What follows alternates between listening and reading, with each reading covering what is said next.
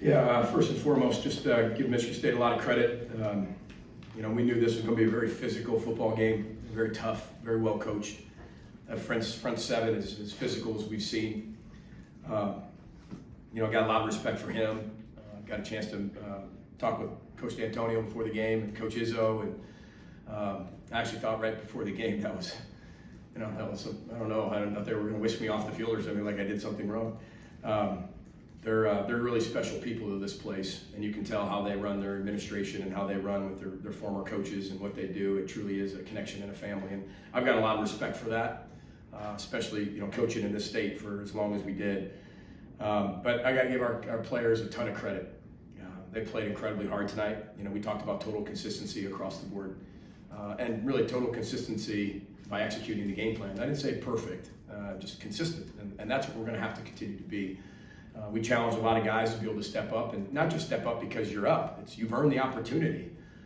We've gotten to a point at times now where we got really good players sitting behind really good players, but that's how you build a culture in a program of sustainability.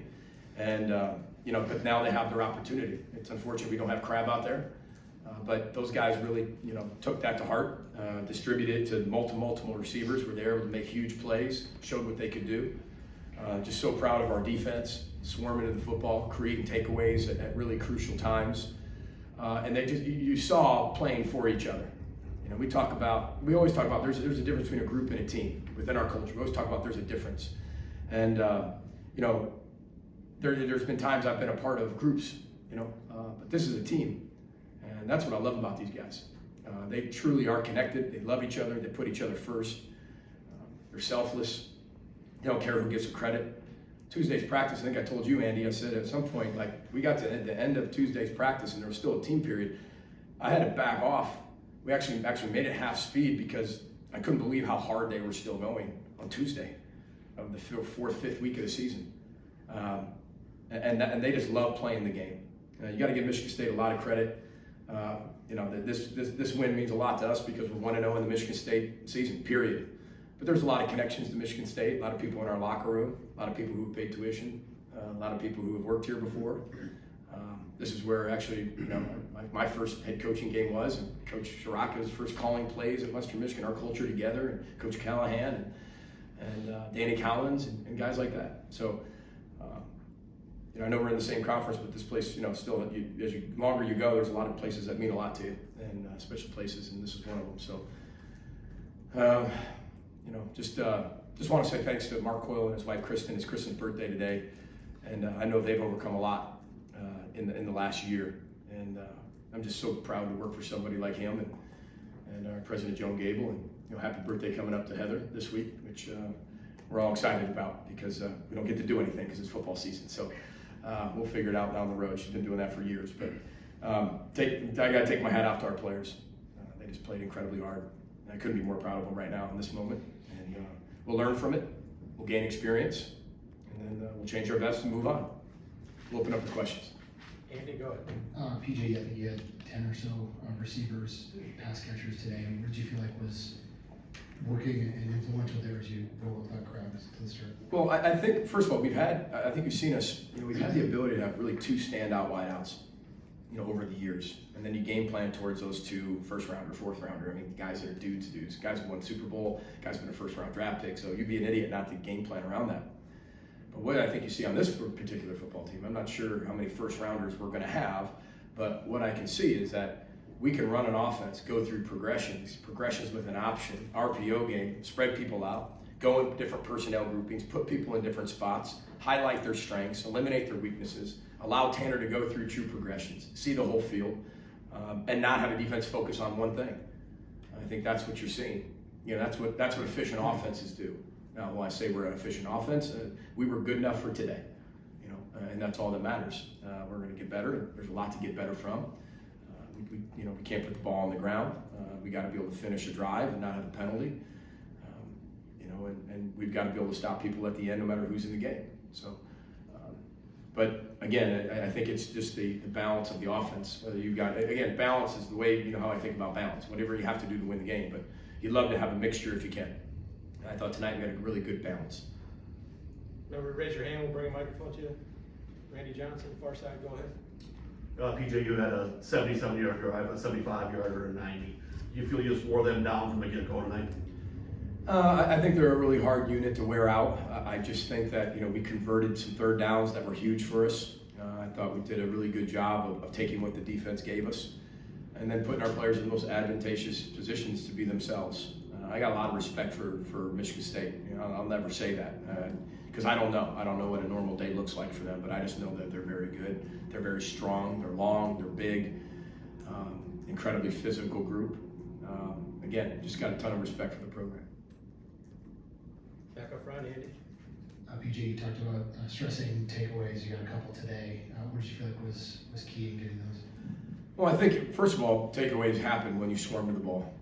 And really good things happen if everybody's around the ball. We practice that. You see that in practice with tempo periods, TTO periods, swarm periods. And it sounds corny, and it looks corny when we're following the ball with our hand and swarming around the coaches. But that's why you do it. You can swarm around the football, good things are going to happen. Not only that, if you get tip passes, and everybody knows that the ball is the program. So if I'm a D lineman, I might not touch the ball an awful lot, but I can touch it when I sack somebody, and I can get a tip. And then it creates something in the air. And Danny Strigow did a great job of that. We practice catching the ball with every single one of our players. We do ball drills with every one of our players. O lineman, D lineman, doesn't matter. Ball's a program. And I thought everybody says they want more takeaways. I don't think there's a coach in America. That's not a genius quote, right? But when you go out there and apply it, you still got to catch the ones they throw you. You still got to swarm to the ball. You still got to pop the ball out, just like they did with Mo. The guy who knocks it out is the guy you never see. And we had a few of those, and we were lucky enough to have a few of those tonight. Go ahead, other side of the room. Hey, PJ, you mentioned how well you guys converted your game plan. I guess I didn't know, when you come in here leading the league in rushing yards per game, but you're almost 50-50 kind of run pass yards. How close was that to what you were wanting to do? Well, that's as balanced as probably we've been in a little while. I'm not sure rushes. Well, there are 48 rushes and 26 passes, so we're still a little rush heavy there. But I think when you get to we possessed the time 42-30, 42 minutes 30 seconds, and they had 17-30. We knew we needed to do that to win the football game. And what you saw of that is a lot of those rushes are in the second half. I think we were way more balanced in the first half. When you have a lead like that, you get a stop, you get a takeaway, you go down and score. Now you're up basically, 3 touchdowns with 3 two-point conversions. You can now get into what you want to do with that milk mode, and again, not taking the foot off the gas. It's just understanding clock management and time and what kind of team we have and what we need to be able to do. And there's times we can't do that. We got to hurry it up. You watch last week, we go into a 2-minute drill and score 14 points in a minute and a half because we had to, and we could. So I think that, the first half's a little bit more what you really want to be. 26 total passes and 48 total runs. But again, probably 20 of those is a little heavy. So I'd probably look at like 26, 28. It's probably right around there. PJ, to improve to 4-0, to come to Michigan State and to win in the convincing fashion you did, do you anticipate having to deal with more quote-unquote outside noise this week? Well, you guys have had outside noise from the start. And that's your job. You do a really good job of it. And I love you for it. It gives me something to be able to talk to our team about. Because I do listen to what you say, I do hear what you say, I do hear what you read, or hear what you write. I meet with you all the time. See you guys in my office, once a week. See you, I see you. And they're gonna hear it, I know that, I'm not dumb. But we need the internal message to be way louder than the external message. Because everything from the externals, non-controllable, it's all what ifs. It's all circumstantial and subjective. Everybody can have their opinion. What we need to do is make sure we have facts inside our walls. Who are we? What do we do? How are we going to do it? When are we going to do it? Why are we going to do it? Where are we going to do it at? That's the process. Who, what, where, when, why, how. We have an answer to that. And they just got to keep doing that. Nothing's ever promised.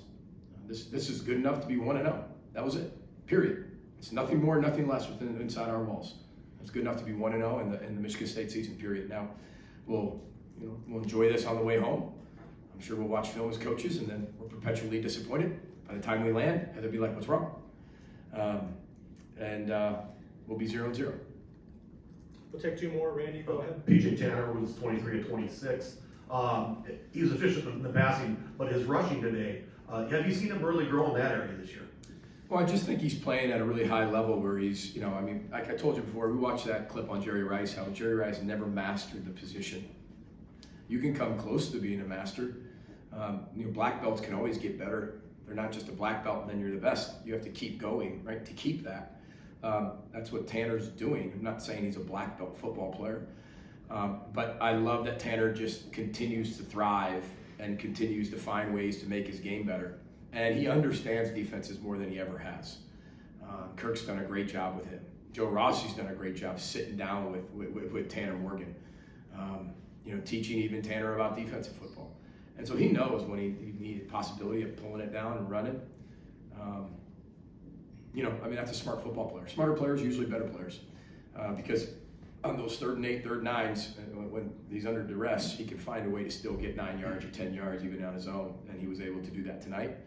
And, we were 10 of 12 on 3rd down. I think that's the story of the game.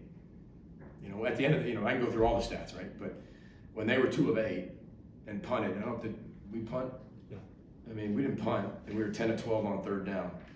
And we had the ball for, 2/3 of the game, more than that. So, that's what we would like to have. PJ, you've given Michigan State a lot of credit during this whole press conference, but in fact, sorry, you came 17 seconds away from winning 34-0. So I guess, are you at all surprised by kind of how lopsided this ended up being today for you guys? Nothing surprises me anymore in college football. Nope. I know what type of team we have. They're 17 to 28-year-olds. I gotta be careful because we have a lot of older guys now. But nothing surprises me when you're working with young people. On either side. I've been on the other side of that too. And I think that's where, in 2020, I said, I want to find a way to be the most empathetic head coach in America.